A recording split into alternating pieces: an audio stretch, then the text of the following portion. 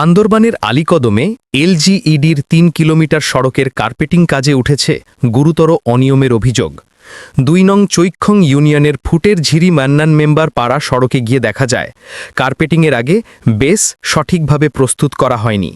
কাজে ব্যবহৃত উপকরণেও রয়েছে অসামঞ্জস্য। স্থানীয়দের মতে যে কাজের মান হওয়ার কথা তার ধারে কাছেও নেই।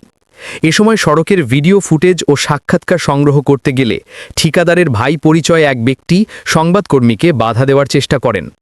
স্থানীয়রা বলছেন, কাজে অনিয়মের অভিযোগ শুধু ঠিকাদার নয়, কিছু দায়িত্বপ্রাপ্ত ব্যক্তির নীরব মদত থাকলে এমন সাহস সম্ভব নয়। সংশ্লিষ্ট দপ্তরের জরুরি তদন্ত প্রয়োজন, এটাই এলাকাবাসীর দাবি। মোহাম্মদ মাহফুজুর রহমান মোর্শেদ, বান্দরবান। প্রবাহ নিউজ 24। প্রবাহিত হোক তথ্য, উন্মোচিত হোক সত্য। আমার নাম মোহাম্মদ আখতারুজ্জামান। আমি ৪ নম্বর ওয়ার্ডের বাসিন্দা, জন্মসূত্রে এই এলাকারই। তবে আমার জানা মতে রাস্তাটা খুব ডুপ্লিকেটের উপরে চলতেছে। কারণ অনেক জায়গায় অনেক সড়ক হয়েছে, আমি দেখছি নিজ চোখে। যেটা তেল দেয়, ফিস ডালা বলে কি, যেটা আপনার ওই ফিস দেয়, দোনা দেয়, ওইটা আমাদের রাস্তায় টোটালি পড়ে নাই।